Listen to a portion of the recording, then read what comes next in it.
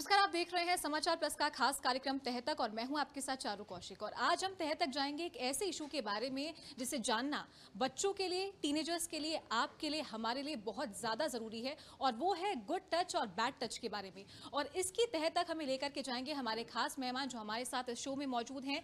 IAS नवीन जैन, जो कि secretary हैं प्लानिंग और स्टैटिस्टिक डिपार्टमेंट राजस्थान के। सर, बहुत स्वागत है आपका समाचार प्लस पर।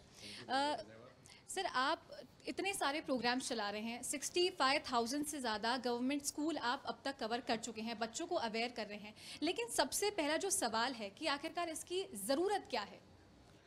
देखिए, मुझे ये लगता है कि गुड टच बैड टच के बारे में बात होना बहुत ज़रूरी है, क्योंकि हमारी सोसाइटी में बहुत आम तौर पर ये चीज़ चलती है। लेकिन चूँकि इस चीज़ को करने वाले बहुत सारे लोग घर के लोग होते हैं, या ये एक सर्वे कह लीजिए या कुछ डाटा कह लीजिए, वो ये कहते हैं कि 70 to 80% केसेस में ये चांस है कि बैड टच करने वाले लोग नॉन हों या रिलेटिव हों या इनसाइडर्स हों। तो ऐसे में इसकी ज़रूरत बहुत ज़्यादा बढ़ जाती है कि हमें ऐसा करना ही पड़ेगा। रीज़न है कि अगर हम इस बारे में अवेयरनेस क्रिएट नहीं करेंगे तो ये इंसिडेंट्स लगातार और ज़्यादा बढ़ते रहेंगे। और मुझे लगता है कि डर के मारे या फैमिली के प्रेशर के कारण बहुत सारे बच्चे बताते नहीं हैं, लेकिन कहीं ना कहीं ये घटनाएं लगातार बढ़ती जा रही हैं। और चूंकि आजकल चीज़ें रिपोर्टिंग में बहुत ज़्यादा आने लगी हैं, होती पहले भी होंगी लेकिन शायद इतनी ज़्यादा रिपोर्ट्स में नहीं आती थी। लेकिन आज हम कोई भी मीडिया देख लें, चाहे वो प्रिंट मीडिया हो या इलेक्ट्रॉनिक मीडिया हो, इस तरह की खबरें लगातार बढ़ रही हैं, पॉक्सो के केस बढ़ रहे हैं। तो ऐसे में अवेयरनेस के थ्रू हम काफ़ी केसेस को कम कर सकते हैं। जी। Sir, good touch bad touch की अगर बात आती है या अगर हैरेसमेंट की बात आती है तो सबसे पहले दिमाग में यही चीज़ आती है कि लड़कियों के साथ ही ऐसा होता है, लेकिन ऐसा नहीं है, लड़कों के साथ में भी ये चीज़ होती है। तो ऐसे इंसिडेंट के लिए भी आप अवेयर करते ही हैं स्कूलों में, कॉलेजेस में? बिल्कुल सही बात है। हमारा स्पर्श में जो मॉडल है, हम स्कूल्स में जाके अवेयरनेस सेशन करते हैं। और डेफिनेट सी बात है कि स्कूल दोनों तरह के हैं, ओनली गर्ल्स भी हैं और कोएड भी हैं। और आपने ये बात बिल्कुल सही कही है कि जो बैड टच है वो केवल लड़कियों के साथ नहीं होता, लड़कों के साथ भी होता है। मैं आपको एक डाटा भी बता देता हूँ। NCRB का जो डाटा है वो ये कहता है कि इंडिया में 50% से ज़्यादा केसेस लड़कों के साथ होते हैं, लड़कियों के साथ 50% से थोड़े से कम होते हैं। ये रेशो 47-53 हो सकती है, यानी कि 53% लड़कों के साथ ये केस होता है अगर 100 केस दर्ज होते हैं, विच शोज़ कि हमें ज़्यादा कंसर्न लड़कों के बारे में भी होना चाहिए। Sir, good touch bad touch एक प्राइमरी स्टेज होती है। बात करें कि सबसे पहले जो चीज़ें होती हैं, जो इंसिडेंट होते हैं, वो इसी चीज़ से स्टार्ट होते हैं। अगर हम उसके बारे में बात नहीं करते हैं आगे, तो धीरे धीरे वो हैरेसमेंट में जाते हैं और उससे आगे भी वो चीज़ें बढ़ सकती हैं। तो इसके बारे में अवेयरनेस कैसे लाई जाए लोगों में? और सबसे पहली बात तो बच्चों में जो इसका शिकार हो रहे हैं, क्योंकि ज़रूरी नहीं है कि ये टीनेजर के साथ में हो या फिर अडल्ट के साथ में हो, ये सबसे पहले शुरुआत बच्चों के साथ में ही होती है और करने वाले इनर सर्कल के लोग ही होते हैं। देखिए, आज कोई एज भी नहीं रही है अनफॉर्चुनेटली। हम देखते हैं कि इस तरह की बहुत सारी घटनाएं हमारे आसपास हो रही हैं, जिसमें कि बहुत कुछ महीनों की बच्ची के साथ भी लोगों ने दुष्कर्म करने की कोशिश की है। तो एज स्पेसिफिक तो ये नहीं रहा है, और ऊपर से भी हम एज का दायरा देखें तो कुछ नहीं रहा है। फिर आपने बात कही है कि शुरुआत कहाँ से होती है। देखिए, हमारी सोसाइटी में कुछ विकृत मानसिकता के लोग हैं जो हमारे घर के आसपास हो सकते हैं, हमारे काम करने की जगह के आसपास होते हैं, बच्चों की स्कूल के पास हो सकते हैं, हमारे बच्चों को पब्लिक ट्रांसपोर्ट यूज़ करना पड़ता है, वहाँ पर वो लोग हो सकते हैं, मार्केट में जाना पड़ता है तो मार्केट में वो लोग घूम रहे हो सकते हैं। ये लोग कहाँ कहीं भी हो सकते हैं। अब बात ये पैदा होती है कि अगर एक 6 महीने की बच्ची या 3 साल का बच्चा या 10 साल की बच्ची या कोई भी एज ग्रुप है, लेकिन मुझे ये देखना पड़ता है कि स्पर्श कैंपेन में मैं किस एज ग्रुप को कवर कर सकता हूँ। नेचुरली मेरे लिए सबसे ईजी टारगेट है कि मैं स्कूल्स में जाऊँ। स्कूल में 4 साल का बच्चा अवेलेबल होता है और हम लोग 8th क्लास तक के बच्चे को मानते हैं कि उनकी नॉलेज थोड़ी कम है। तो हमने अपना टारगेट रखा हुआ है 4 ईयर टू 12 ईयर, यानी कि पहली से 8वीं क्लास, और कभी कभी और छोटे बच्चे भी ले लेते हैं। बहुत छोटे बच्चों को अवेयरनेस देने में थोड़ा दम ज़्यादा लगता है, प्रयास ज़्यादा लगता है, क्योंकि छोटे बच्चों को कंट्रोल करना थोड़ा मुश्किल होता है। लेकिन हमने देखा है कि 4 ईयर टू 12 ईयर के जो बच्चे हैं, यानी कि फर्स्ट क्लास से 8th क्लास के जो बच्चे हैं, वो वनरेबल भी हैं, क्योंकि सबसे ज़्यादा वो अटैक में आते हैं, लेकिन वो समझते भी बहुत अच्छा है। और फिर मैं आपको एक बात और बताना चाहता हूँ, स्पर्श का जो मिशन है वो केवल एक बार ही अपना काम पूरा नहीं करता है। हम लोग ये रिक्वेस्ट करते हैं स्कूल्स को कि 3 महीने और 6 महीने पे एक एक रिपीटिशन और कर दीजिएगा। अगर स्पर्श के सेशन को, जो कि लगभग 1 घंटा चलता है, अगर हम 3 बार बच्चों को 6 महीने में करवा दें तो बहुत ज़्यादा चांस है कि 4-5 साल से लेकर 12 साल तक के बच्चों को वो सारी बातें ध्यान हो जाएंगी। और अवेयरनेस में हमारा मकसद क्या होता है? अवेयरनेस में हमारा मकसद यही तो होता है कि बच्चों को बताएं कि देखो, ये गुड टच है, लेकिन बैड टच के ये सिग्नल हैं, और ये सिग्नल अगर आपने पहचान लिए तो जैसे ही कोई व्यक्ति आपके पास आके आपको बैड टच करने की कोशिश करेगा या डिजिटल बैड टच यानी कि डिवाइस के थ्रू कोई गलत मैसेज भेज के बैड टच करने की कोशिश करेगा, तो आप इन तरीकों से पहचान सकते हो। सर, ये हमने अवेयर किया है जो बच्चे इसका शिकार होते हैं, जो बड़े इसका शिकार होते हैं, लेकिन अवेयर बच्चों के साथ साथ उन लोगों को भी करना ज़रूरी है जिन तक ये मैसेज हम पहुंचाते हैं। फॉर एग्जांपल, एक बच्चे के साथ में अगर ऐसा कोई इंसिडेंट हुआ है कि उसको किसी का जो टच है वो गलत लगा, लेकिन अगर वो घर पे जाकर अपने पेरेंट्स को बताते हैं, अपने गार्जियंस को बताता है, तो वो उसी इंटेंशन के साथ में वो बात नहीं समझ पाएंगे, तो उनका भी उतना ही अवेयर होना काफ़ी ज़्यादा ज़रूरी है। आपने बहुत सही बात कही है, यानी कि अगर हमें सोसाइटी को बच्चों के लिए सेफ करना है, तो बच्चे तो चूंकि खुद इसका शिकार हो रहे हैं या शिकार हो सकते हैं, हम ये तो नहीं कहेंगे कि सभी बच्चे हो रहे हैं, लेकिन चांस है कि बहुत सारे बच्चों को कहीं ना कहीं शिकार बनाया जा सकता है। इसीलिए अवेयरनेस का मतलब होता है 100% लोगों को अवेयर करना। तो पेरेंट्स बहुत ज़रूरी चीज़ है, इस पूरी कहानी में पेरेंट्स का रोल बहुत बड़ा है। अगर स्कूल चाहें तो हम पेरेंट्स के लिए भी सेशन कर सकते हैं, क्योंकि बहुत सारे जो कहानियां हैं वो ये सामने आ रही हैं कि पेरेंट्स इस बात को सहन नहीं कर पाते जब बच्चे जाके उनको ये शिकायत करते हैं कि मुझे फ़लाने रिश्तेदार ने या फ़लाने फ्रेंड ने या फ़लाने पड़ोसी ने इस तरह से हैरेस करने की कोशिश की है। तो इसीलिए जितना बच्चों में अवेयरनेस का लेवल बढ़ना चाहिए, उतना ही पेरेंट्स में भी सेंसिटिविटी बढ़ाना बहुत ज़रूरी है। क्योंकि बहुत बार ये भी देखने में आया है कि बच्चे जब जाके ये कहते हैं कि मेरे साथ ऐसा हुआ है, तो वो शर्म के मारे रिश्तेदारी ख़त्म ना हो जाए, दोस्ती टूट ना जाए, इसके चलते हुए बच्चे की बात को दबा देते हैं। तो डेफिनेटली इस तरह का प्रयास भी भविष्य में होना चाहिए, लेकिन स्कूल प्राय पेरेंट्स को बुलाकर इस तरह की सेशन करवाने में ज़्यादा रुचि नहीं दिखाते हैं। इसीलिए हम लोग स्कूल में टीचर्स और स्टूडेंट्स तक अपनी पकड़ बना पाए हैं, और आने वाले समय में हमने बहुत सारे प्लान ऐसे भी रखे हैं कि जो बीएड करने वाले स्टूडेंट्स हैं, जो कि बीएड कर रहे हैं, वो फ्यूचर में टीचर्स बनेंगे, वो भी एक बहुत अच्छा सेगमेंट है। हम उनको भी टाइम रहते हुए अगर अवेयर कर दें, तो जिस भी स्कूल में वो भविष्य में टीचर लगेंगे, वो भी इस दायरे को बढ़ा सकते हैं। सर, कितना चैलेंजिंग आप इस चीज़ को मानते हैं, क्योंकि ऐसा कहा जाता है कि लड़कियों में सिक्स सेंस होता है, तो वो उस चीज़ को भांप लेती हैं कि अगर कोई उन्हें बैड टच कर रहा है या फिर गलत नज़रों से भी अगर देखता है, तो आप तमाम जो एजेस हैं वो उन सभी लोगों का आप अवेयर करते हैं, जैसे वो छोटे बच्चे हों, टीनेजर हों, अडल्ट हों, तो कितना चैलेंजिंग है आपके लिए अब तक रहा? देखिए, चैलेंजिंग इसलिए रहता है कि सबसे पहले मेरे साथ जो मेरे बहुत सारे वॉलेंटियर्स इसमें काम करते हैं, हम सारे वॉलेंटियर्स के रूप में काम करते हैं। तो जो वॉलेंटियर्स हैं, जब वो स्कूल को संपर्क करते हैं कि मुझे आपके यहाँ सेशन करना है, तो सबसे पहला चैलेंज तो स्कूल से ही आता है।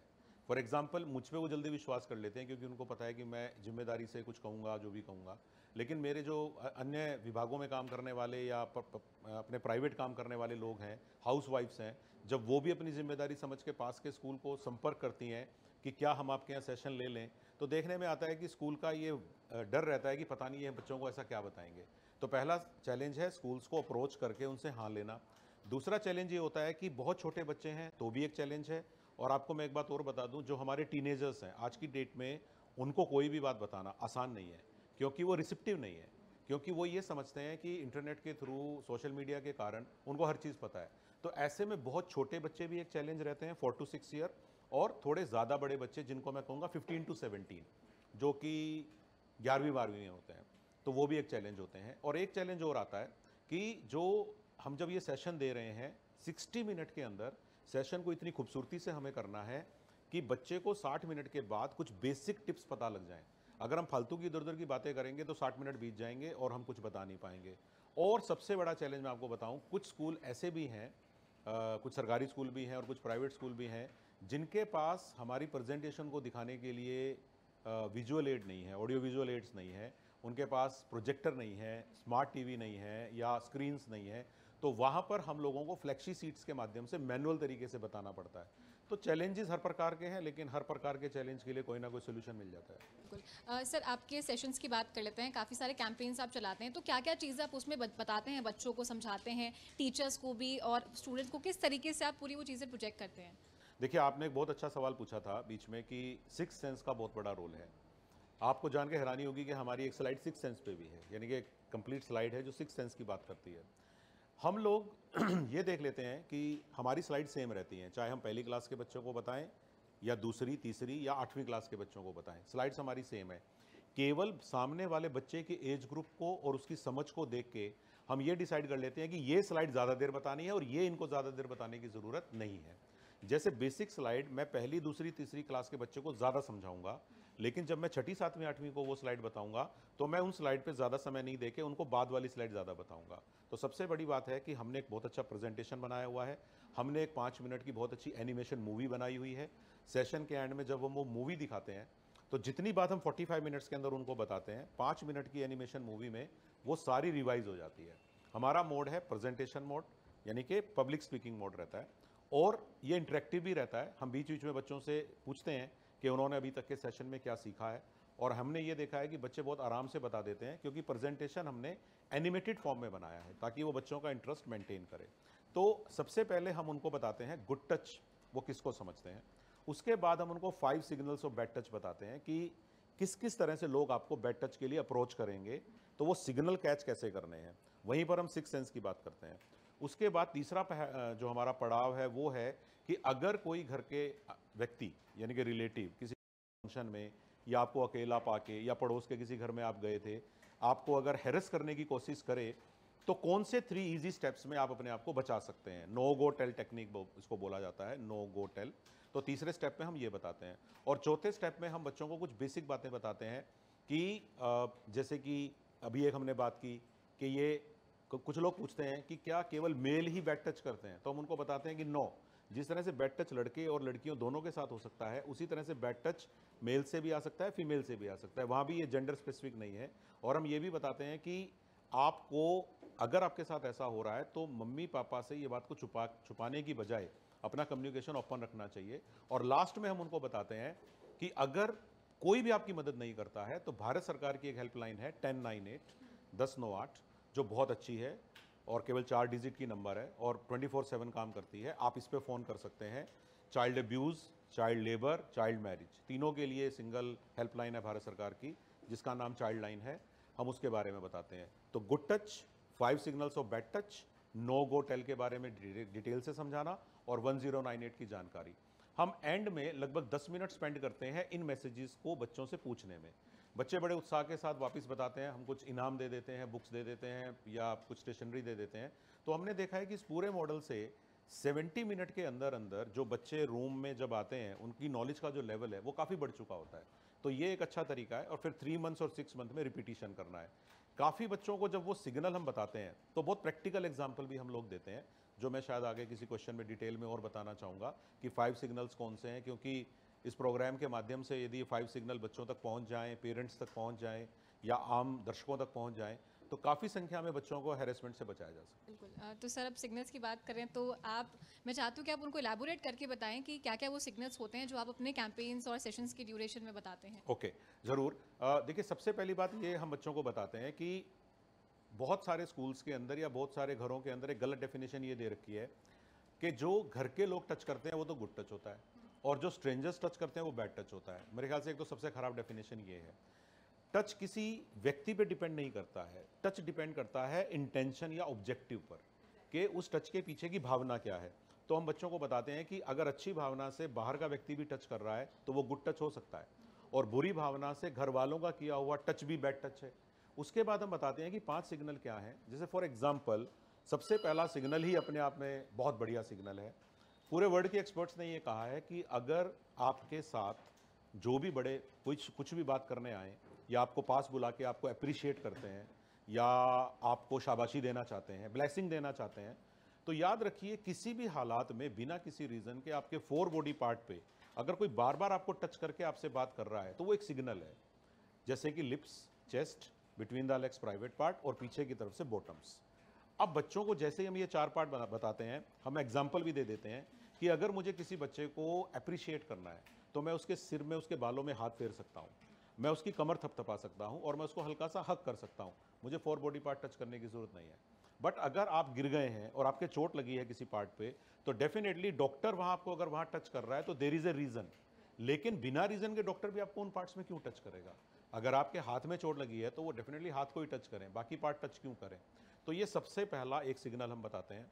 उसके बाद दूसरा सिग्नल हम बताते हैं कि पब्लिक पार्क, पब्लिक टॉयलेट और पब्लिक ट्रांसपोर्ट, ये 3 जगह ऐसी हैं जहां पर छोटे बच्चों को बहुत ध्यान से डील करवाना चाहिए। आजकल के बच्चे मम्मी पापा से जिद करके इन जगहों पे अकेले जाने की कोशिश करते हैं, ये कह के कि मेरे फ्रेंड्स आए हुए हैं, पास में ही हैं, और मम्मी पापा नॉर्मली मना करते हैं तो वो गुस्सा करते हैं बच्चे कि नहीं नहीं आप हमें क्यों रोक रहे हो। तो हम ये कहते हैं कि इन 3 जगहों का इस्तेमाल तो बच्चे करें, लेकिन किसी की सुपरविजन में करें, ओड आवर्स में नहीं करें। ओड आवर्स से मेरा मतलब है अर्ली मॉर्निंग या देर रात। और तीसरा हम उनको ये कहते हैं कि पॉसिबली वो अपने अकेले वहाँ पर नहीं जाएं, किसी को साथ लेके जाएं।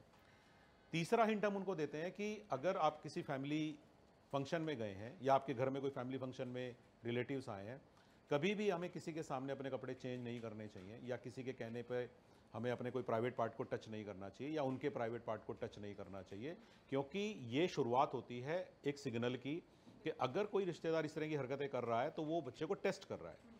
बच्चा अगर स्मार्ट निकला तो वो बच्चा मना कर देगा कि मैं आपके सामने चेंज क्यों करूं या आप मेरे पार्ट्स टच क्यों कर रहे हैं। लेकिन अगर बच्चा स्मार्ट नहीं होगा तो वो भांप लेगा कि इस बच्चे की ट्रेनिंग नहीं हुई है या इसको ट्रेन नहीं किया गया है, फिर वो अपना अगला स्टेप ले सकता है। जैसे आपने थोड़ी देर पहले कहा कि वो धीरे धीरे आगे बढ़ते हैं, तो ये स्टेप है। अगर बच्चा पहली बार में ये कह देता कि मैं आपके सामने कपड़े चेंज नहीं करूंगा और ना ही आप मेरे सामने चेंज करिए, दिस इज नॉट डन, तो ये बहुत अच्छा है, तो साइड में हो जाएगा। चौथा जो बैड टच है वो डिजिटल बैड टच है, जो हमारे समय में नहीं था लेकिन आज के बच्चों के सामने है। कोई आपको मोबाइल पे या लैपटॉप पे अपने पास बुला के कोई गंदी पिक या कोई गंदा क्लिप या गंदा जोक दिखाए तो नहीं देखना चाहिए।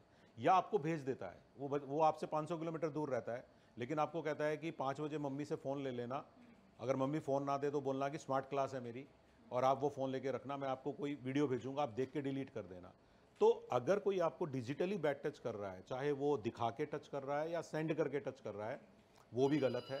और लास्ट और पांचवा सिग्नल हम बताते हैं कि अगर आपके घर पे कोई सर्विस देने के लिए लोग आते हैं या आपके घर पे डिलीवरी के लिए कोई लोग आते हैं तो आपको गेट पे ही डिलीवरी लेनी चाहिए।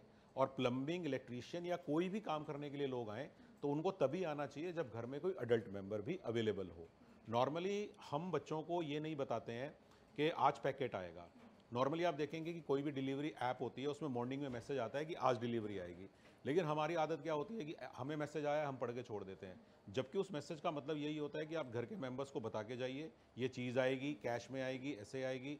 क्योंकि रिसेंटली कुछ जगह पर ऐसी इंसिडेंट्स भी हुई हैं जहाँ पर इस तरह की डिलीवरी हुई है जो ऑर्डर्ड ही नहीं थी, जस्ट कि वो बच्चे को चेक कर रहे थे। छोटे बच्चों की एक आदत और होती है, वो अपने घर की डिटेल बहुत आराम से दोस्ताना अंदाज में शेयर कर लेते हैं। तो अगर आप अपने घर के डॉग के बारे में, सीसीटीवी के बारे में, दरवाज़ों के बारे में, लॉक के बारे में फालतू की इन्फॉर्मेशन शेयर कर लेते हैं तो ये भी आपके लिए ख़तरनाक हो सकती है। तो मैं ये कहना चाहता हूँ कि ये जो 5 चीज़ें मैंने आपको अभी बताई हैं, ये केवल बैड टच के लिए नहीं है बल्कि ये एक पर्सनल सेफ्टी रूल है।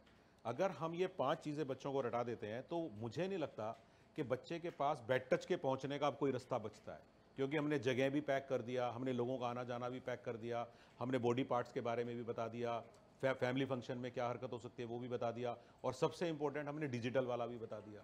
तो इस तरह से हमने सारी जितनी भी स्कोप है उसको क्लोज कर दिया। तो ये 5 सिग्नल्स अगर बच्चों को अच्छे से बता दिए जाएं विद एग्जाम्पल, हम बच्चों को कुछ रियल टाइम स्टोरी भी बताते हैं कि स्कूल की बस में आप आते जाते हैं तो बस और कंडक्टर और ड्राइवर से आपको कितनी बातें करनी चाहिए। बच्चे अपने मम्मी पापा के नंबर किसी को भी शेयर कर देते हैं, तो हम ये सारी बातें बताते हैं। बच्चों को ये भी बताते हैं कि सोशल मीडिया पे आप अपना फेक प्रोफाइल बनाते हैं, फिर आपकी किसी से दोस्ती हो जाती है प्रोफाइल पे, फिर वो आपको कुछ इन्फॉर्मेशन मांगता है तो आप खुशी खुशी देने लगते हो, लेकिन बाद में उसका मिसयूज़ हो सकता है कि आपको ब्लैकमेल किया जा सकता है। तो मुझे लगता है कि हम ये 5 बातें जब बताते हैं तो हमें काफ़ी कॉन्फिडेंस है कि इन 5 बातों से बच्चों की सिग्नल पकड़ने की आदत जो है वो मजबूत होती है काफ़ी।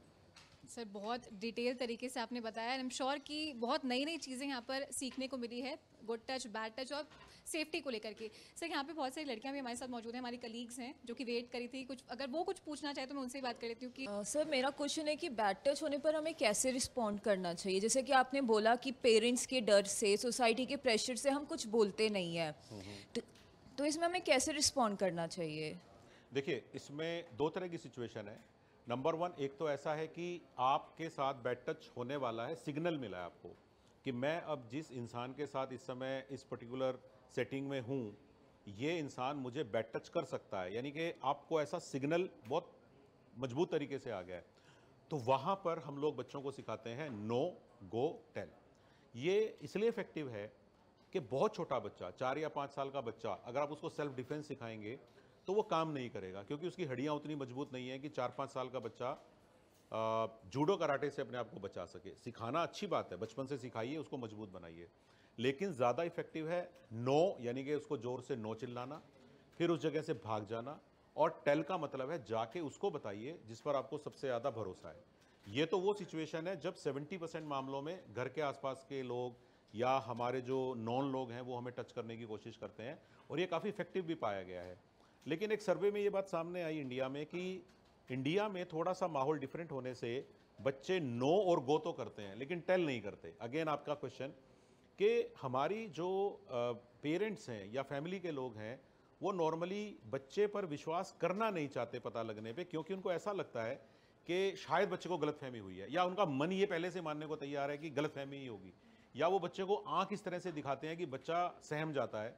तो हम इस बात पे बहुत ज़्यादा फोकस करते हैं और बच्चे को ये बताते हैं कि अगर आपने नो गो करके टेल नहीं किया, यानी कि अगर उस अंकल के बारे में या उस आंटी के बारे में आपने अपने घर वालों को नहीं बताया, तो फ्यूचर में वो आपको चिल्लाने का मौका नहीं देगा नेक्स्ट ट्राई में, क्योंकि उसको पता है कि आपको नो गो करना आता है।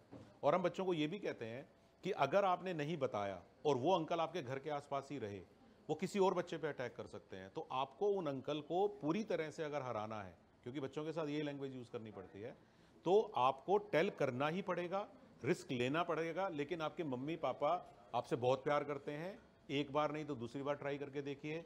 बच्चे क्या बहाना लगा देते हैं, मैं बताने गया था पापा फ़ोन पे थे, मैं बताने गया था मम्मी खाना बना रही थी, तो पापा का फ़ोन डिस्कनेक्ट भी तो हुआ होगा और मम्मी किचन से बाहर भी तो आई होगी। तो हम बार बार इंसिस्ट करते हैं और बच्चों को एग्री कराते हैं कि वो ज़रूर बताएंगे, क्योंकि अगर वो नहीं बताएंगे तो डेफिनेटली वो इंसान उनके लिए अगली बार ज़्यादा खतरनाक साबित हो सकता है, उनके लिए नहीं तो उनके लिए छोटी भाई बहन के लिए भी साबित हो सकता है। तो एक तो ये तरीका है। दूसरा, मैं आपके क्वेश्चन से ये समझाऊं कि अगर मेरे साथ बैड टच हो गया है और अब सेशन के बाद मुझे ये अवेयरनेस आ गई है कि मेरे साथ जो वो टच हुआ था वो सही वाला टच नहीं था, now I should do something, तो वही आपको अब चूंकि नो गो करने का स्कोप तो है नहीं है, because it has already happened with you, but due to knowledge या अवेयरनेस अब आपको पता चल गया है कि वो गलत था। अब आपकी ड्यूटी बनती है कि आप जिस पे आपको सबसे ज़्यादा विश्वास है, नॉर्मली छोटे बच्चों को सबसे ज़्यादा विश्वास मम्मी पापा दादा दादी भैया दीदी पे हो सकता है, आप उनको जाके बताइए और अच्छे से बताइए ताकि अब वो इंसान आपकी ज़िंदगी से दूर किया जा सके। और उस की हुई हरकत के हिसाब से पॉक्सो एक्ट बना हुआ है, यानी कि जो बच्चों के प्रति सेक्सुअल ऑफेंस है उनको प्रिवेंशन करने का। और मैं जब भी टीचर्स या पेरेंट्स मेरे सामने होते हैं मैं उनको हमेशा एक बात कहता हूँ, बच्चों को सामान दिलवा के खुश करना तो बहुत अच्छी बात है, लेकिन उनको सम्मान भी दीजिए। और उनका सम्मान इसी चीज़ में है कि प्लीज़ उनकी बात को सुन लीजिए, हो सकता है वो रियली बहुत बड़ी प्रॉब्लम में हो।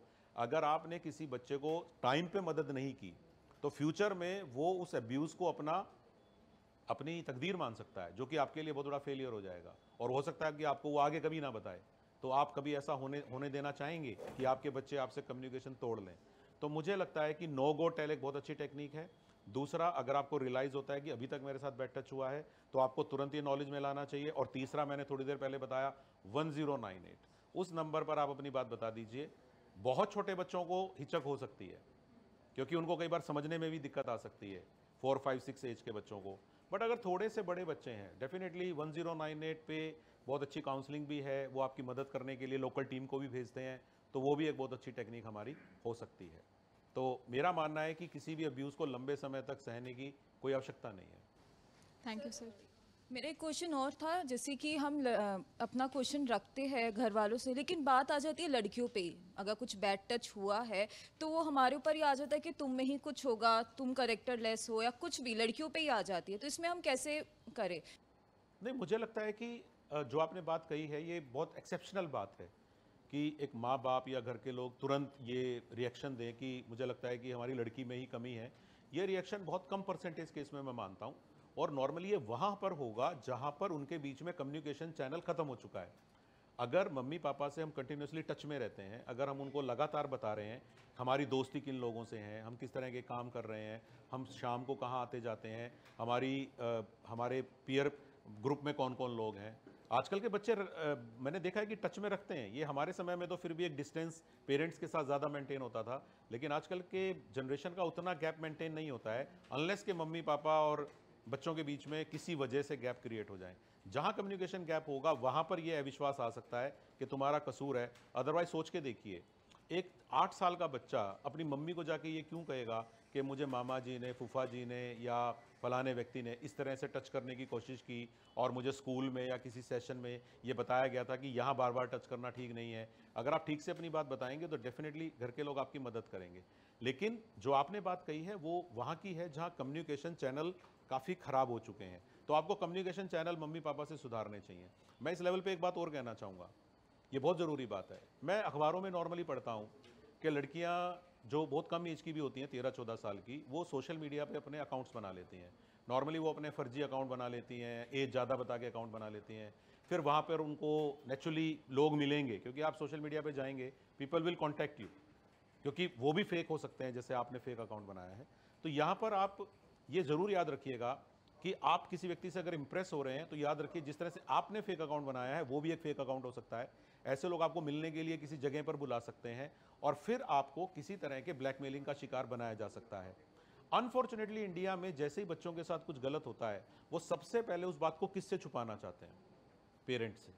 और जबकि इसका समाधान किनके पास है? पेरेंट्स के पास है। तो मैं बच्चों को ये भी समझाता हूं कि जो बात तुम 10 दिन बाद बताने वाले हो, 10 हफ्ते बाद बताने वाले हो, अगर तुम इसको पहले ही बता दोगे तो तुम्हारा बहुत जल्दी सोल्यूशन हो जाएगा। अदरवाइज यही काम बाद में होगा तो आपको इतने दिन उस हैरेसमेंट को वैसे ही सहन करना पड़ेगा। तो अगर हम इस बात को जल्दी से जल्दी कम्युनिकेट कर देंगे, लेकिन डेफिनेटली वो बच्चे ये करेंगे तभी जब मम्मी पापा ये विश्वास दिलाएंगे कि वो उनको सीरियसली लेते हैं और उनकी बात पे वो एक्शन लेने के लिए तैयार है। अनफॉर्चुनेटली हमारी इंडियन सोसाइटी में माँ बाप बच्चों के साथ ऐसा रिलेशन कई बार नहीं बना पाते हैं कि वो उन पे कॉन्फिडेंस करें। उनको लगता है कि मैंने उस दिन ये बात बोली थी तो मुझे आंखें दिखाई थी, मैंने उस दिन ये बात बोली थी तो मुझसे नाराज़ हो गए थे। तो डेफिनेटली बच्चों पे विश्वास तो हमें करना ही पड़ेगा, क्योंकि बैड टच करने वाले लोग हमारे इसी गैप का फ़ायदा उठा रहे हैं कि मम्मी पापा और बच्चों के बीच में बहुत बड़ा कम्युनिकेशन गैप है। सर, इसी पूरी कॉन्वर्सेशन में एक छोटा सा सवाल मेरा आपसे ये भी है कि आपने पेरेंट्स की और बच्चे के रिलेशनशिप की बात बताई, जो कि आजकल ज़्यादातर देखने को मिलता है कि ठीक नहीं होते हैं। या तो ये कहना ठीक होगा कि आजकल रूटीन ऐसा हो गया कि टाइम नहीं मिलता है लोगों को बात करने का, बच्चों को अपने पेरेंट्स से बात करने का, और या फिर टीन एज में बच्चे कुछ ऐसी गलती भी कर जाते हैं जिसके चलते उनको अपने पेरेंट्स से ताने सुनने पड़ते हैं, टॉन्ट मारना पड़ता है, उनकी डेली लाइफ की जो रूटीन होता है उसको लेकर बहुत कुछ सुनना पड़ता है। तो जो उनके रिलेशन है उसको कैसे स्ट्रॉन्ग किया जाए? देखिए, मैंने जो अभी भी जो आंसर दिया है, मुझे लगता है कि उसे रिपीट करने की ज़रूरत नहीं है, लेकिन आंसर वही है इसका। अब आप पूछ रहे हैं कि टीनेजर्स और पेरेंट्स के बीच में रिलेशन कैसे बनाया जाए, तो जो हमारा टीनेजर्स वाला सेशन है, मैं आपको उसके बारे में बताना चाहूँगा कि हम टीनेजर्स वाले सेशन में बच्चों को 2 बात पे बहुत फोकस कराते हैं। एक तो हम ये उनको कहते हैं कि मम्मी पापा से आपके रिलेशन ख़राब होने का रीज़न ये है आजकल ज़्यादातर कि आजकल के बच्चे उतने थैंकफुल नहीं हैं जितने हम होते थे। एग्जाम्पल के लिए, आप किसी 12 साल से 18 साल के बच्चे के लिए कोई सामान लेके जाते हैं, कोई चीज़ उसको दिलवाते हैं, तो वो सेटिस्फाइड नहीं फील करता। हमारी एज में अगर हमें कोई 1000 रुपये की चीज़ मिल जाए तो हम उसको बहुत दिनों तक अप्रिशिएट करते थे। आज मैंने देखा है कि कई माँ बाप मुझे ये भी बताते हैं कि मैं अगर अपने 20 साल के बच्चे को आईफोन दिलवाता हूँ कि चलो मैं तुम्हें आईफोन दिलाता हूँ, तो उसका नेक्स्ट क्वेश्चन ये होता है कि आईफोन प्रो क्यों नहीं लेके आए हो, या इस कलर का क्यों नहीं लेके आए हो, या 512 GB का क्यों नहीं लेके आए हो। यानी कि उससे ये प्रॉब्लम आती है कि जिन चीज़ों के लिए मैं थैंकफुल होना चाहिए, मैं थैंकलेस हो गया हूँ। तो मम्मी पापा को वो सेटिस्फेक्शन नहीं मिलता। आप ये देखिए, पहले कोई सामान मिलने पे बच्चे के चेहरे पे जो खुशी आती थी वो मम्मी पापा का इनाम होता था उस चीज़ को लाने का। आजकल कितने बच्चे अपने आप को एक्सप्रेस करते हैं? दूसरा, मैं आपसे ये पूछना चाहता हूँ, आपने कितने टीनेजर्स को ग्रेटिट्यूड शो करते हुए देखा है? अगर कोई टीचर स्कूल में किसी बच्चे की आउट ऑफ द वे जाके मदद करे तो आजकल के बच्चों के दिमाग में आता है कि मेरे पापा ने मोटी फीस दी है, ये कोई एहसान थोड़ी कर रहे हैं। लेकिन वो ये नहीं समझ रहे हैं कि क्लास में 100 बच्चे थे, अगर आपके ऊपर फोकस किया है तो थैंक्स हमें कहना चाहिए। मुझे लगता है कि कहीं ना कहीं थैंकलेसनेस हम ज़्यादा जताते हैं तो मम्मी पापा वहाँ से उखड़ने शुरू हो जाते हैं। दूसरा, मुझे ये लगता है जो आपने कहा कि आज सोशल मीडिया के कारण हर आदमी अपने मोबाइल पे बिजी है, लैपटॉप पे बिजी है, तो कम्युनिकेशन ख़राब चल रहा है, तो वो भी हमें सुधारना पड़ेगा, क्योंकि फैमिली टाइम कम से कम होता जा रहा है और ये घर घर की स्टोरी है।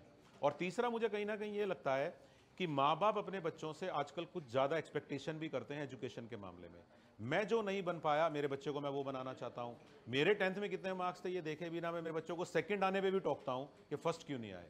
तो ये सारी की सारी प्रॉब्लम मिलजुल के शायद बच्चों और पेरेंट्स के बीच में गैप पैदा कर रही हैं, लेकिन कंटिन्यूस टॉकिंग का कोई अल्टरनेट नहीं है। मैं इसका कोई विकल्प नहीं बता सकता कि घर पे डिनर के समय या नाश्ते के समय हम फ़ोन देख रहे हैं या आपस में बात कर रहे हैं, और बच्चों की जेन्युइन बातों को अगर हम लोग अनसुना कर देंगे तो वो फ्यूचर में बहुत ख़राब हो जाएगा, चैनल्स बंद हो जाएंगे। सर मेरा क्वेश्चन ये है कि जैसे आजकल सोसाइटी में हम इस चीज़ को लेकर ओपनली इतना बात नहीं करते हैं, तो अगर किसी के साथ कुछ होता भी है तो हम उसको अपने तक लिमिटेड रखते हैं, ज़्यादा बात नहीं करने की कोशिश करते इस बारे में। तो सर जब तक हम उस चीज़ को बताएंगे नहीं तो उसका सोल्यूशन भी नहीं होगा। तो सर इसका क्या रीज़न हो सकता है कि हम उसको ओपनली बता नहीं रहे हैं, उस चीज़ के बारे में ओपनली बात नहीं कर रहे हैं, और जब तक हम बताएंगे। यस, आपका क्वेश्चन बहुत अच्छा है। मैं इसका सिंपल रीज़न बताता हूँ। देखिए, हम जब धीरे धीरे इंडियन सोसाइटी में बड़े होते हैं, है ना, चाहे राजस्थान हो या कोई भी स्टेट हो इंडिया का, जब बच्चे धीरे धीरे बड़े हो रहे होते हैं, हमारे यहाँ एक स्टिग्मा हमने पाल लिया है कि हम बच्चों को इस प्रकार की एजुकेशन देना नहीं चाहते। वरना आप ये बताइए, जो 5 सिग्नल मैंने थोड़ी देर पहले बताए हैं, क्या हर माँ बाप को ये सिग्नल अपने बच्चों को नहीं समझाने चाहिए? लेकिन हमें क्या लगने लगता है कि हम बच्चों से ऐसी बात कैसे कर सकते हैं। रूरल बैकग्राउंड वाले लोग बहुत ज़्यादा सोचते हैं, आजकल अर्बन वाले फिर भी थोड़ा बहुत बता देते हैं। फिर हम क्या कह देते हैं, एजुकेटेड लोग बता देते हैं, लेकिन अनएजुकेटेड लोग कैसे बताएंगे? तो डेफिनेट सी बात है, हम बच्चों को जब बड़ा करते हैं तो उनको इस दुनिया से डील करने के तरीके तो अपने को बताना ही पड़ेंगे। अगर हम नहीं बताएंगे तो बच्चों को पता नहीं चलेगा। किसी तरह से उनको पता चला कि जो मेरे साथ ये सब हो रहा था, ये सही नहीं था, ये गलत था। अब बच्चे जब बताने लगते हैं तो हम उसको एक्सेप्ट करने को तैयार नहीं है। क्यों? क्योंकि हर माँ बाप को ये लगता है कि अब्यूज़ तो होता है लेकिन मेरे बच्चों के साथ नहीं हो सकता। तो ये गलतफहमी सबको नहीं पालनी चाहिए कि मेरे बच्चों के साथ अब्यूज़ नहीं हो सकता, क्योंकि अब्यूज़ स्कूल जाते हुए, बाज़ार जाते हुए, किसी टॉयलेट या पब्लिक ट्रांसपोर्ट का इस्तेमाल करते समय कहीं भी हो सकता है। लेकिन अगर ऐसा हो गया है तो बच्चे को ये रियलाइज़ मत कराइए कि उसमें उसकी गलती है। मुझे आप एक बात बताइए, यदि किसी छोटे बच्चे के साथ किसी इंसान ने ये हरकत उसकी इनोसेंस के कारण कर ली है, उस छोटे बच्चे की उसमें क्या गलती है? उसको तो पता ही नहीं था इस चीज़ के बारे में। तो सबसे पहले तो हमें उस बच्चे को ये कंसोल करना चाहिए कि बेटा इसमें तुम्हारी कोई गलती नहीं थी।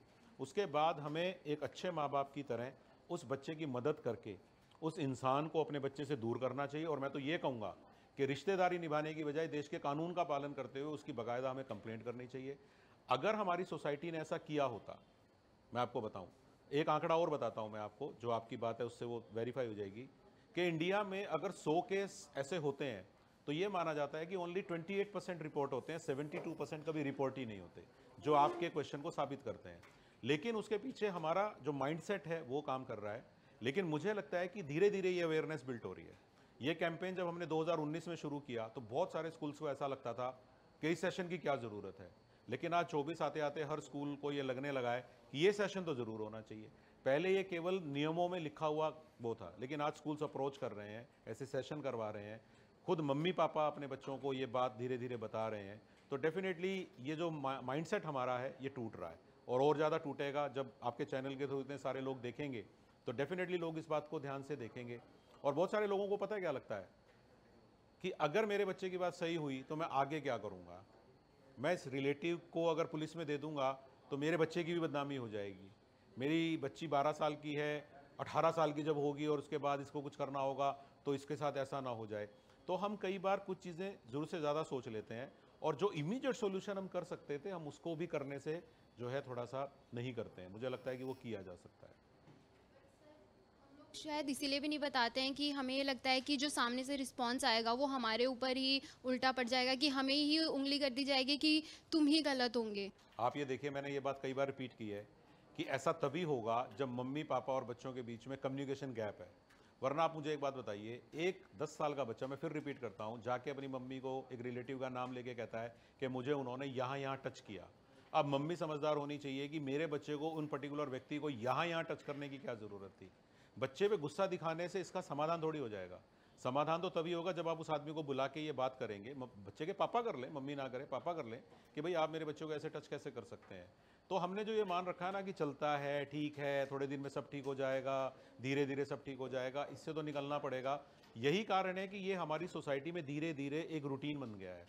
लेकिन वो बच्चा तो बेचारा हैरेस हो ही रहा है ना, और हो सकता है कि वो बच्चा केवल एक दिन या एक महीना हैरेस ना हो, एक साल हैरेस नहीं हो, सालों साल वो बच्चा हैरेस होता रहेगा, क्योंकि वो इंसान उसकी फैमिली में वहीं कहीं मंडरा रहा है। सर मेरा क्वेश्चन ये है कि पेरेंट्स कैसे ये इंश्योर करें कि वो एक बहुत फ्रेंडली इन्वायरमेंट के साथ अपने बच्चों से एक बहुत कम एज में, एक बहुत अर्ली एज में इस टॉपिक के बारे में डिस्कस करें, उन्हें गुड टच और बैड टच का रेलिवेंस बताएं।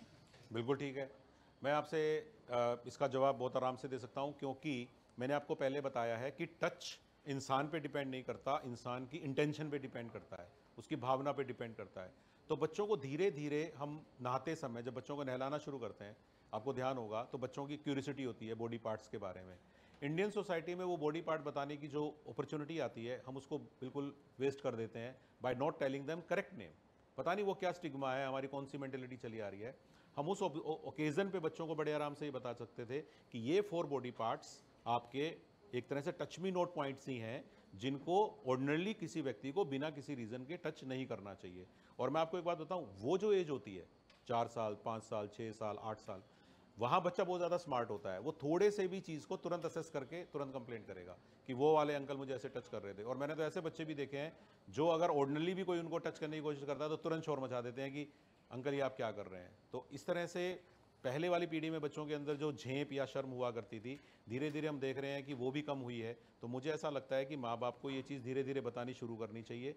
लेकिन आप ये देखो, आज इंडियन सोसाइटी के हिसाब से 13-14 साल में बच्चों को नॉर्मल चीज़ों का पता भी तब लगता है जब वो दूसरे दोस्तों के संपर्क में आते हैं। हमने 8 तक के बच्चों को क्यों कवर किया है? क्योंकि हम ये मानते हैं कि शायद 9-10th में जब वो 13-14 साल के होंगे तो जनरल अवेयरनेस के थ्रू उनको चीज़ें पता लगेगी। लेकिन आप सोचिए कि अगर हम 13-14 साल का इंतज़ार करेंगे कि धीरे धीरे इनको पता लगेगा, तो मेरा बच्चा तो 4 साल से 14 साल तक रिस्क जोन में है। तो मैं मेरे बच्चे को 4 से 14 साल में रिस्क जोन में क्यों रखना चाह रहा हूँ? उसको अगर रिस्क जोन से निकालना है तो मुझे ये बेसिक 3-4 बातें उनको धीरे धीरे बता देनी चाहिए। और वो कौन सा मौका होता है, वो हर घर में ऐसे मौके निकलते हैं जब मम्मी अपनी बेटी के साथ कुछ डिस्कस कर रही है, जब वो कहीं ट्रैवल कर रहे हैं, जब वो आराम से कोई चीज़ देख रहे हैं मिलके। तो धीरे धीरे इसका है। एग्जैक्ट टाइम किस घर में क्या होगा ये डेफिनेटली परिस्थिति के ऊपर डिपेंड करेगा, है ना। इसका कोई एक अपन टेलर मोड सोल्यूशन नहीं बना सकते कि किन दिनों में बता देना चाहिए, कौन सी सुबह बताना चाहिए कि शाम को बताना चाहिए। ये सारा सिचुएशनल है। लेकिन हमें इस मेंटेलिटी से बाहर आना पड़ेगा कि हम इसमें शर्म ना करें, क्योंकि ये बहुत बेसिक चीज़ें हैं। और हम एक बात भी कहा करते हैं कि अगर आप बच्चों को ये बेसिक बातें बताने में शर्म करेंगे, अगर आप शर्म ज़्यादा करेंगे बेसिक बात बताने में, तो लोग दुष्कर्म भी ज़्यादा करेंगे। तो शर्म और दुष्कर्म का आपस में सीधा डायरेक्टली प्रोपोर्शनल रिलेशन है। तो अगर आप बच्चों को ये बेसिक बातें सिखाना शुरू कर देंगे तो दुष्कर्म के चांसेस भी कम हो जाएंगे आपके बच्चे के साथ। क्योंकि आपने देखा होगा कि पहले के ज़माने में, आपको आपके घर वाले भी एग्जाम्पल देंगे कि हमारे यहाँ गर्मी की छुट्टियों में हम पूरा समय मामा के घर में रहते थे। आप कभी रहे हैं, खुद रहे हैं गर्मी की छुट्टियों में मामा के घर? ऐसा क्यों हुआ कि लोगों ने अपने बच्चों को छुट्टियों में इधर उधर भेजना बंद कर दिया? माँ बाप नाइट आउट्स नहीं करवाते हैं रिलेटिव्स के घर पे, फ्रेंड्स के घर पे। ऐसा क्यों हुआ धीरे धीरे सोसाइटी के अंदर? Because of all these gaps. अगर ये इन्फॉर्मेशन या एजुकेशन हम टाइमली स्प्रेड कर रहे होते तो इनकी नौबत ही नहीं आती, क्योंकि हमारा बच्चा पूरी तरह अवेयर होता। तो इसीलिए इन चीज़ों का कोई सोल्यूशन नहीं है। लेकिन अगर कोई माँ बाप बेचारे अनएजुकेटेड हैं, रूरल एरिया में रहते हैं, उनको बताने का तरीका नहीं है, तो फिर तरीका ये है जो हम कर रहे हैं। स्कूल्स में जाइए, खुद जिम्मेदारी लीजिए, आप भी वॉलंटियर बनिए और वॉलंटियर बनाइए। हम में से हर आदमी शनिवार के दिन 1-2 स्कूलों में जाके अगर अवेयरनेस फैलाता तो 5 साल में तो पूरे राजस्थान के 100% स्कूल कवर हो सकते हैं। सर मैं ये पूछना चाहती थी कि बचपन, टीनेज और अडल्टिंग तीनों का क्या दायरा अलग अलग होता है, गुड टच और बैड टच का? जैसे एग्जाम्पल लें हम बचपन की, तो अगर कोई गाल खींचता है किसी बच्चे का तो वो गलत नहीं होता है, वो बैड टच। लेकिन यही चीज़ अगर टीनेज और अडल्ट के साथ हो तो वो बैड टच में आती है। देखिए, मैं आपने जो एग्जांपल दिया उस पर ऑब्जेक्शन करूंगा। आपने कहा कि अगर एक छोटे बच्चे का गाल खींच दिया जाए तो वो अलाउड हो सकता है, लेकिन एक टीनेजर का अलाउड नहीं होगा। कोई ये कह सकता है कि आजकल क्या फ़र्क पड़ता है, टीनेज डॉटर का भी कोई गाल खींच सकता है, टीनेज नीस का भी कोई गाल खींच सकता है। मैं अगेन मेरी पहले वाली बात पे आऊँगा। इंटेंशन पे डिपेंड करता है कि आपने इंटेंशन या भावना या ऑब्जेक्टिव क्या रखा है आपके टच के पीछे। अगर मैं किसी छोटे बच्चे का गाल भी किसी बैड इंटेंशन या बैड ऑब्जेक्टिव से टच कर रहा हूँ तो वो रॉन्ग हो जाएगा। गाल पे टच उम्र से रिलेटेड नहीं है। दूसरी बात, आपने एक बात कही कि बचपन, किशोरावस्था और एक तरह से यूथ हो गए हम, उन तीनों में डिफरेंस। देखिए, जो क्राइम है वो क्राइम है। अगर हम किसी की बॉडी को गलत तरीके से टच कर रहे हैं तो वो हमारे देश में क्राइम है। अगर बच्चा 18 साल से कम का है तो इवन कंसेंट बेस भी आप नहीं कर सकते, बिल्कुल क्लियर कट कानून है। हम यहाँ पर फोकस कर रहे हैं बिल्कुल छोटे बच्चों पर। पॉक्सो जो एक्ट है, अगर आप उसको पढ़ेंगे, वो तो साफ तौर पे ये कहता है कि किसी भी छोटी उम्र के बच्चे को जो बहुत छोटे उम्र में है, आप उनको ना फिजिकली बैड टच कर सकते, ना आप उनको डिजिटली बैड टच कर सकते, दूर से भी टच नहीं कर सकते। बहुत क्लियर कट कानून बने हुए हैं। और जब आदमी एज में बड़ा है तो नेचुरली आईपीसी के दूसरे नियम फोर्स में आ जाएंगे। तो तो कानून के हिसाब से तो ये फ़र्क है। बाकी मैं समझता हूँ कि बैड इंटेंशन से किया हुआ कोई भी टच बैड टच है, चाहे वो छोटे बच्चे के साथ है या मिडिल में किशोर के साथ है या फिर किसी यूथ के साथ है। सर मेरा सवाल ये है कि क्या सिर्फ बच्चों को ही अवेयर करना ज़रूरी है या फिर पेरेंट्स को भी? क्योंकि अक्सर ऐसा होता है कि बच्चे तो बोलते हैं, पेरेंट्स को बातें बताते हैं, लेकिन पेरेंट्स आज के टाइम पे इतने बिजी हो चुके हैं कि या तो बच्चों के शब्दों पे ध्यान नहीं देते या तो उनके पास टाइम होकर भी वो अपने बच्चों की बातों को पकड़ नहीं पाते। तो इसका क्या रीज़न है? मतलब इस पे हम क्या कहना चाहोगे हम? मुझे लगता है कि हम इस विषय पे आज के कन्वर्सेशन में काफ़ी सारा एम्फेसिस दे चुके हैं, लेकिन मैं फिर से कहूँगा क्योंकि ये टॉपिक तो इम्पोर्टेंट है, मैं फिर से ये बात कहना चाहता हूँ। आपने कहा कि आजकल के पेरेंट्स इतने ज़्यादा बिजी हो चुके हैं कि वो इस बात पे इतना ज़्यादा फोकस नहीं करते। अगर बच्चा बीमार हो जाता है, उसका एक्सीडेंट हो जाता है या उसके करियर में कोई बहुत बड़ा मोड़ आया है, क्या पेरेंट्स कोऑपरेट नहीं करते? मुझे लगता है कि टाइम निकालते हैं। लोग अपने बच्चे को एग्ज़ाम दिलवाने ले जाते हैं, अपने बच्चे का रिजल्ट देखने जाते हैं, अगर एक्सीडेंट हो जाए तो उसकी केयर करने जाते हैं, बुखार हो जाए तो डॉक्टर के पास लेके जाते हैं।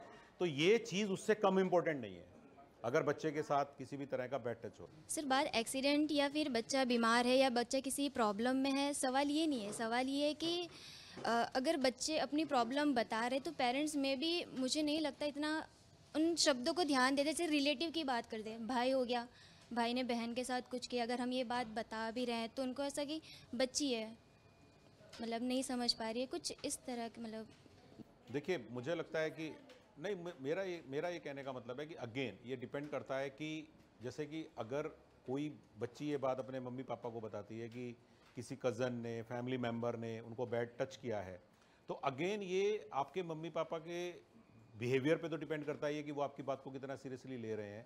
लेकिन ये एक्सेप्शनल मैटर हो सकता है कि कुछ घरों में पता लगने पर भी एक्शन नहीं लिया जाए, लेकिन इससे ये चीज़ जस्टिफाई नहीं हो जाती है।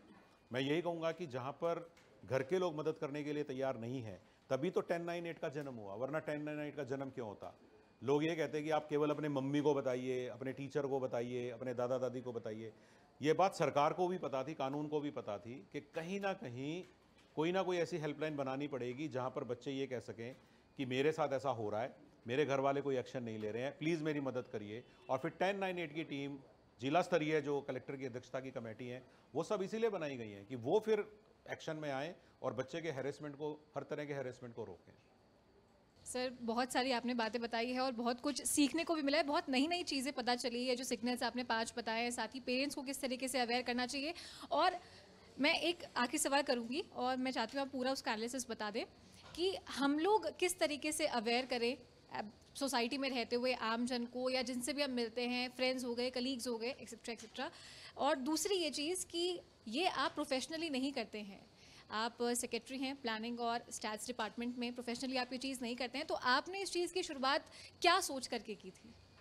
देखिए मुझे लगता है कि हम में से हर व्यक्ति किसी न किसी तरीके से सोसाइटी को पे बैक करने की कोशिश करता है। कोई व्यक्ति लोगों को खाना खिला सकता है, कोई व्यक्ति पेड़ लगा सकता है, कोई प्लास्टिक के खिलाफ काम करता है। मुझे लगता है कि 2019 में हमें लगा कि हम लोग बहुत अच्छे लेवल पे बच्चों के बीच में अवेयरनेस क्रिएट कर सकते हैं, क्योंकि पब्लिक स्पीकिंग हमारा एक मजबूत एरिया है। फिर हमने इस सब्जेक्ट पे बहुत सारी रिसर्च की। 2019 से लेके 24 के बीच में 5 साल में तो हमने इतना सारा मटेरियल देखा है, इतनी सारी इंसिडेंट्स पढ़ी हैं कि धीरे धीरे हमारी नॉलेज बढ़ती रही। किसी शहर में अगर इस तरह की हरकत हुई है, उससे हमने सीखा और इसको बनाते बनाते हमारा मटेरियल इस कदर डेवलप हो गया कि आज वो 5 हिंट्स जो लोग बहुत जगह से पढ़ते हैं, मैंने आपको एक सांस में बता दिए कि ये 5 सिग्नल्स अगर बच्चों को सिखा दिए जाएं तो बहुत कुछ हो सकता है। मैंने सोसाइटी को पे बैक करने के पर्पज़ से ऐसा किया। दूसरा, अगर आप कोई गंदगी समाज में देखते हैं तो केवल उस पर चाय पीते हुए चर्चा करने से वो सॉल्व नहीं होने वाली है। आप जाके उसका इलाज कीजिए। हम ये जिनके साथ हो गया है उनकी कितनी मदद कर पाएंगे वो क्वेश्चन तो एक तरफ मैं रखता हूँ, लेकिन अवेयरनेस क्रिएट कर देंगे तो बहुत सारे बच्चे ऐसा होने से पहले बच जाएंगे। आप देखिए, मैंने पिछले दिनों में अखबार में खबर पढ़ी कि स्कूल में सेशन होने के कारण शादी में गया हुआ एक बच्चा बहुत जल्दी ये बात भांप गया कि मेरे साथ बैड टच होने वाला है, लेकिन अभी भी ऐसे बहुत सारे बच्चे हैं जो ये भांप नहीं पा रहे हैं। इसका मतलब अवेयरनेस का दायरा अभी बहुत लिमिटेड है। हम तो कुछ लोग हैं, हम कितने स्कूल्स में चले जाएंगे, करोड़ों की संख्या में बच्चे हैं, करोड़ों की संख्या में बच्चों तक पहुंचने के लिए हज़ारों लोगों को ज़रूरत पड़ेगी। और फिर हम केवल शनिवार के दिन कर पाते हैं क्योंकि 5 दिन ऑफिस भी रहता है। तो बहुत सारे लोग अगर शनिवार के दिन या अपनी अपनी छुट्टी के दिन कुछ स्कूलों में जाके ये 1-1 घंटे के सेशंस करें, फिर रिपीट सेशन करें, तो बच्चों की नॉलेज मजबूत होती जाएगी। और इस तरह की हरकत करने वालों को इस तरह के बच्चे मिलेंगे ही नहीं जो स्मार्ट ना हो और जो उनकी इन चीज़ों में आ जाएं। और जहाँ तक आपने कहा कि सम अप करना है, अगर आप 3 मैसेज बच्चों तक पहुँचा दें तो मैं समझता हूँ कि बहुत बड़ा काम हो जाएगा। हालांकि ये मैसेज हमें 2 मिनट 3 मिनट में नहीं देने चाहिए, कम से कम 40-45 मिनट में तरीके से समझाना चाहिए। लेकिन चूंकि आपने लास्ट में ये बात कही है कि उसको सम अप करना है, तो मैं 3 बातें बोल देता हूँ। नंबर 1, छोटे बच्चों को वो 5 सिग्नल जो मैंने पहले बताए हैं उनको बताइए। अलग अलग स्लाइड्स हमने बनाए हुए हैं, आप उन 5 फ्लेक्सी शीट बनवा लीजिए। 100 रुपये की एक फ्लेक्सी शीट बन जाती है। स्कूल में ले जाके वो 5 सीन आप दिखा दीजिए कि कैसे कैसे लोग आपको बैट टच करने की कोशिश करेंगे। दूसरा, आप उनको बताइए कि अगर आप गलती से किसी के चक्कर में फंस गए हैं, जो आपको जानता है, आप उसको जानते हैं, लेकिन अब लग रहा है कि वो अंकल बैट टच करेंगे, तो नो गो टेल आप बच्चों को डिटेल में समझाइए कि भागना है, चिल्लाना है और बताना है। बताने वाली बात पे फोकस करिए क्योंकि इंडिया में प्रॉब्लम बताने वाली ज़्यादा है। तीसरा, 1098 जो हेल्पलाइन है भारत सरकार की, उसका प्रचार करिए कि भाई इस नंबर पे आप फ़ोन करिए। तो बच्चों के अंदर एक कॉन्फिडेंस रहेगा कि अगर मुझे घर में मदद नहीं मिलेगी, कोई मेरे पास का आदमी मेरी मदद नहीं करेगा, तो भारत सरकार की टीम तो मेरी मदद करने के लिए है। और थैंकफुली आजकल के बच्चों को फ़ोन पे अपनी बात समझाना आता है। हम लोग फ़ोन से जब वाकिफ़ हुए थे वो अलग टाइम था, और आज बच्चों के लिए फ़ोन एक बहुत अनोखी चीज़ नहीं रही है, तो वो अपनी बात समझाना भी जानते हैं। तो मेरा मानना है कि बैट टच को पहचानने के तरीके, पर्टिकुलरली 4 बॉडी पार्ट्स, जहाँ पर अगर कोई जानबूझ के बार बार हमें टच कर रहा है बिना मतलब के, lips, chest, between the legs, private part और बॉटम्स, ये 4 पार्ट्स भी अगर हमने बच्चों को रटा दिए, नो गो टेल बता दिया, 1098 बता दिया, काफ़ी हद तक हम चीज़ें ठीक कर सकते हैं। और कम से कम हम जो 70 to 80% मामले घर के लोग करते हैं, घर के लोग से मतलब है रिलेटिव, फ्रेंड्स या हमारे घर में काम करने वाले लोग, हमारी नेबरहुड में रहने वाले लोग, कम से कम उन 70-80% चीज़ों को तो रोक ही सकते हैं। क्योंकि वो आदमी भी उतना ही डर रहा होगा ये करते समय जितना बच्चा डर रहा है, लेकिन वो बच्चे को डरा के ये चीज़ कर रहा है क्योंकि बच्चे को लगता है ये अंकल मेरे साथ ऐसा कैसे कर सकते हैं, और बच्चा अचानक ट्रोमा में आ गया, उस ट्रोमा का फ़ायदा उठा के ये सब हो रहा है। लेकिन अगर बच्चों को ट्रेंड कर दिया जाए कि ट्रोमा में नहीं आना है, आपको तो चिल्लाना है, अगर वो चिल्लाएगा तो नेचुरली और रिश्तेदार मदद के लिए आ जाएंगे, घर के और लोग दूसरे कमरे से आ जाएंगे। बच्चा वहाँ से भाग जाएगा तो ये ट्रोमा का दूसरा पार्ट ऐड हो रहा है, उस आदमी को ट्रोमा आएगा कि ये चिल्लाया, भागा और अब जाके किसी को बता ना दे। लेकिन ये माइंडसेट हमारा बदलने के लिए हमें बहुत मेहनत करनी पड़ेगी, बच्चों को ये मैसेज ढंग से समझाना पड़ेगा। और केवल ऐसा नहीं है खड़े होकर ये बात बोल दी, बच्चों को ये बात हमें कन्विक्शन के साथ बतानी पड़ेगी कि ये बचने का बहुत सरल तरीका है, और अगर एक बार किसी ने ऐसा कर दिया है तो वो बिल्कुल उसने जुर्म किया है, उसको देश के कानून के हिसाब से सजा भी मिलेगी। अब आगे की ड्यूटी आपके घर के जिम्मेदार लोगों की है। अब आप जिम्मेदार किसको मानते हो? एक बात मैं आपको और बताना चाहता हूँ, ये भी देखने में आया है कि अगर किसी बच्चे के बिहेवियर में अचानक से चेंज आया है, वो बच्चा अब कम पढ़ रहा है, खेलने नहीं जा रहा है, टीवी नहीं देख रहा है, दूध नहीं पी रहा है, फेवरेट चीज़ नहीं खा रहा है, तो चांस है कि उसकी जीवन में बैड टच की एंट्री हुई है। एक कारण ये भी हो सकता है। तो अपनी ये ड्यूटी बनती है कि हम उससे पूछें। और ये देखने में आया कि ऐसा बच्चा मम्मी पापा की बजाय अगर उसके भाई बहन हैं उनको ये बात जल्दी बताता है, या जिस रिलेटिव के प्रति, किसी मामा चाचा के प्रति अगर उसका अच्छा बिहेवियर है, दोस्ताना है, वो वहाँ ज़्यादा बताता है। तो हमें ये तरीके भी इस्तेमाल किए जा सकते हैं, कर सकते हैं। बहुत बहुत शुक्रिया सर आपका। तो तह तक जो हमारा खास कार्यक्रम है उसका ये विषय था गुड टच और बैड टच के बारे में हम जानकारी ले रहे थे कि किस तरीके से हम लोगों को इसके बारे में अवेयर कर सकते हैं, क्योंकि ज़रूरी नहीं है कि एक पर्टिकुलर एज के टाइम पे ये बच्चों के साथ में या बड़ों के साथ में होता है, ये किसी के भी साथ हो सकता है, और ज़रूरी नहीं कि लड़कियों के साथ में हो, ये लड़कों के साथ में भी हो सकता है। तो ये 5 जो सिग्नल बताए हैं उस पर हमें खास ध्यान देना चाहिए, और सोसाइटी में रहते हुए ये हमारा भी दायित्व बनता है कि हम लोगों को ज़्यादा से ज़्यादा इस चीज़ के बारे में जागरूक करें। और इसी के साथ फिलहाल इतना ही। नमस्कार।